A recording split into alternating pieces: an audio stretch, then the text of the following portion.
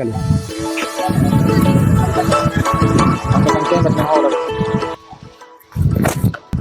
नमस्कार मित्रांनो, मी आप्पा सातपुते. आपण आलो आहोत भोलेनाथ मंदिरापाशी. तर या ठिकाणी बरेच जवान आहेत, तर आपण त्यांना विचारूया दर्शन घेतले कसं वाटते तुम्हाला आणि ते कशासाठी आले ते आपण बोलूया, त्यांना चर्चा करूया. पहिल्यांदा बोलू आपण मॅडमशी. मॅडम, तुमचं नाव सांगा आणि तुम्हाला कसं वाटलं दर्शन घेऊन ते सांगा. माझं नाव मयुरी पवार आहे आणि इथल्या भोलेश्वरला यवतच्या ठिकाणी भोलेश्वरला आलेलो आहे आम्ही. इथलं दर्शन एकदम व्यवस्थित झालेलं आहे. महादेवाची सजावट एकदम भारी झालेली आहे आणि यवतच्या ठिकाणी भोलेश्वर महादेव आहे. इथलं वैशिष्ट्य असे आहे की इथे पेढे ठेवले तर रात्रीतूनच गायब होतात. की ह्या देवाचं एवढं वैशिष्ट्य आहे की इथं आम्ही पालखी बंदोबस्तला आलेलो आहे. इथं आम्ही सर्वजण होमगार्ड आपलं पालखी बंदोबस्त करीत आलो होतो. माझं नाव लखन दत्तू साठे.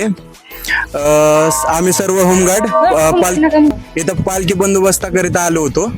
तर इथं निसर्गरम्य ठिकाण आपल्याला दिसलं म्हणून इथं जरा आम्ही निसर्गाला भेट देण्यासाठी आलो आहोत. भोलेश्वर हे ठिकाण खूप सुंदर आणि अप्रतिम असं निसर्गाने नटलेलं आहे. एवढंच बोलतो. 12व्या शतकातलं साधारणतः हे मंदिर आहे.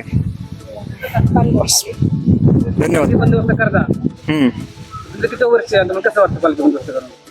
खूप सध्याला 2 वर्ष झाले मला या कार्यरत असून होमगार्ड मध्ये. माझे नाव रोहित खरतोडे.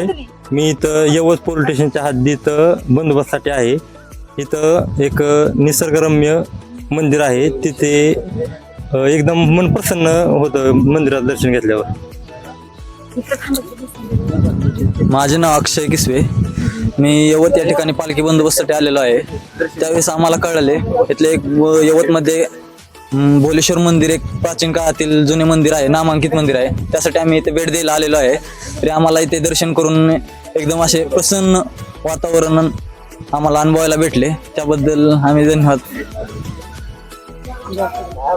मॅडम बोला की. सुंदर, अति सुंदर. श्री भोलेश्वराचं दर्शन घेण्यासाठी, या प्राचीन काली महादेवाचं दर्शन घेण्यासाठी मी पण वय झालंय तरी पण अपदत आले. या मुलांबरोबर आणले त्यांनी, दर्शन घडवलं त्यांनी. माझे नाव संतोष ज्ञानदेव वाघमारे. आम्ही पालखी बंदोबस्तासाठी आलेलो आहे. सर्व आम्ही जवान पालखी बंदोबस्तासाठी यवत या ठिकाणी आलो. तिथं आल्यानंतर गावकऱ्यांनी सांगितलं भोलेश्वर मंदिर म्हणून आहे यवतच्या ठिकाणी, तुम्ही तिथे जावा. खूप असं निसर्गरम्य वातावरण आम्हाला पाहायला भेटलं. इथं आल्यावर उत्कृष्ट येऊन इथं अक्षरशः मन असं फालावून गेलं. एक नंबर. धन्यवाद. बंदोबस्त करीत आले होते. इथे आल्यानंतर समजलं की भोलेश्वर हे यवत मधील एक प्रसिद्ध देवस्थान आहे. नाथाचं आयुष्यात खूप काही देणारं, नुसतंच नको सगळं काही हिरावून घेणारं. इथे आल्यानंतर एकच समजलं की आपण ह्या निसर्गाला काही देऊन जायचं नाही, तर इथून जाताना काहीतरी घेऊन जायचं आणि मंदिरात पाया पडून स्वतःच्या मनाची शांती करून इथून बाहेर निघायचं. धन्यवाद.